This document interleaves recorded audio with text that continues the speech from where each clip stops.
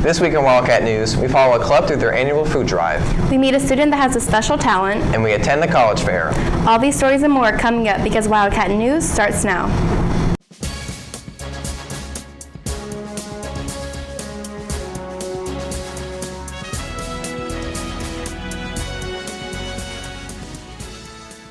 Good morning, West Johnston. I'm Grayson Betts. And I'm Caroline Carlson. West Success has been modified this year and now includes a different way for students to learn. Landry Connors reports. Last school year, West Success was implemented as a time for remediation. This has now been modified for students that are caught up in their classes, and they now can attend Enrichment Sessions, which allow them to explore different areas of interest, such as ultimate frisbee, tie-dye, and color guard. Band director Lucas Mead is on the West Success Committee and helped put together the new sessions. This year, we wanted to create a solution that helped provide more enrichment to students on a consistent basis, especially those who are doing really well. And it's hard because teachers already have a lot on their plate, and so we're trying to come up with something that didn't cause issues. And Ms. Scott came up with this brilliant idea of having teachers on the days where they don't have anything for West Success, so the day we have planning block, being able to teach a skill of some capacity of something that they're passionate or interested in.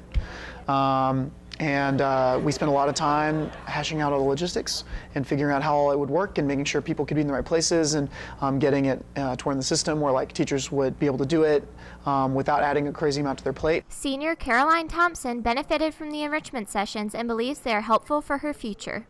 My favorite part about the enrichment sessions is being able to learn about a different topic that I don't have a class on. Like in Mr. Bradford's class, I learned how to live after high school, and it involved like taxes and bills and things like that. So it's really cool to be able to learn stuff like that, before I'm out in the real world. Mead enjoys teaching the sessions because he gets to express what he is interested in.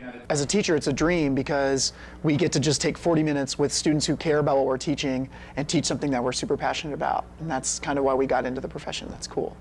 But then we also feel like it's super valuable for students because one, it obviously provides enrichment, but two, to me, it just provides variety. Like you can go into something different as long as you're doing well in your classes. You can go do something different every day during West Success and find out how to take care of large cats and go learn a little ultimate frisbee or go learn how to write a really killer resume. Those are all skills that maybe the regular curriculum doesn't hit, but this kind of opportunity lets students do that. Thompson feels that the enrichment campus is better than what has been implemented in the past. I think it helps students more learn things that they, might not have a class in, or they might not have a chance to take a class like this until, maybe college where they're different majors and things. So I think it's interesting to be able to learn things in high school that we might not learn yet. I'm Landry Connors, Wildcat News. Thanks, Landry. The Future Business Leaders of America Club holds an annual food drive every year. Mason Butcher reports. The Future Business Leaders of America are holding their annual food drive through the months of October and November. Club advisor Amanda Fisher believes this event is beneficial for the students. I feel like the food drive is important to get the students here involved with the community, involved with the food pantry, and let them see the impact that they're making by collecting donations from Food Line and from the students at our school. Sophomore Cheyenne Otero is a part of FBLA and Food Pantry and believes the experience is like no other. It's really good because it makes me feel really good to help other people in my community because you just see like how they're struggling and stuff, and then by you being able to give back to them and how happy it makes them and how good they feel after they actually have food and can help their family and stuff. It just feels really good. Fisher believes food is not the only thing that people are in need of. And the reason why we're collecting toiletry items too is because they not only come to the food pantry to get food, but also things that they need around the house, like shampoo, soap. FBLA has big goals for this year's food drive. Last year our goal was 3,000 items, so I think this year we're going to try to top that and get even more for the food pantry because it doesn't last all year, so we want to try to get as much as we can. I'm Mason Butcher, Wildcat News. Thanks, Mason. Last week, the college fair took place and multiple universities came to inform students about what they had to offer. The annual college fair was held last Monday to give juniors and seniors a glimpse of what life could be after high school. Senior Justin Wood personally benefited from the college fair. I got to see all the colleges in the state of North Carolina that you might not hear about or kids that might not usually go to it.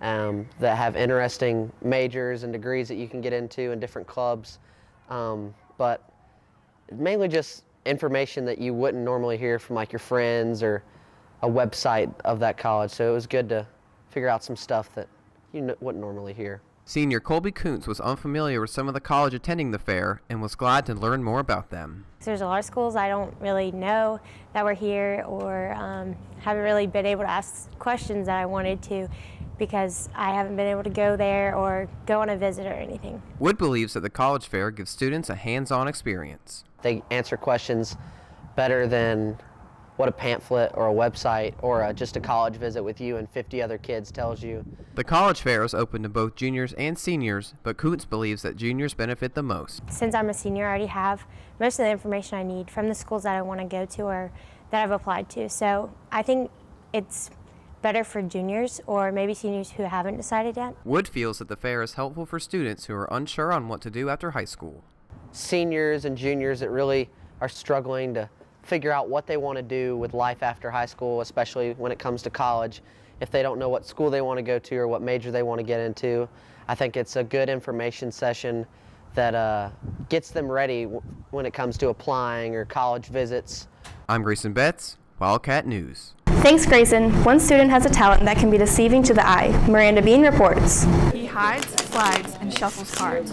One of junior Zach Hoag's favorite hobbies has become entertaining others. Hoag shares his history and how he got started with hand magic. At first it just started because I was bored one day, and then I started doing it. I learned a lot of cool tricks. I impressed a lot of people. And I just realized that it was kind of fun. I ended up doing it almost every day at school. I learned from a few videos on YouTube, and then I kind of ran out of stuff really quick. So I went to books, and that's actually the best place you can learn. Because pretty much everything in magic has already been thought of, or you know what I'm saying? So you just gotta kind of repurpose it.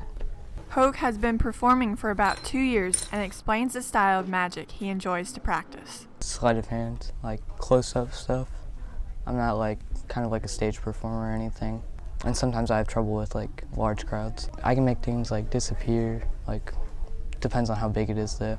And then I can make stuff up here. I have this one trick where somebody writes their name on a card and I fold it up and they can hold on to it as tight as they want or whatever. And I'll write my name on a card and I'll fold it up and they'll switch. It gets everybody. Hoag enjoys the deception aspect of sleight of hands magic and shares what sparked his interest. And I saw this one thing when I was really little. It was this magician giving this big speech. He was I'm gonna lie to you, but at the same time, I'm gonna blow your mind. Learning magic and performing in front of crowds has helped Hoag become more outgoing.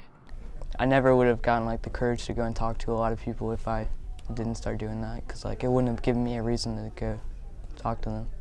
I'm Miranda Bean, Wildcat News.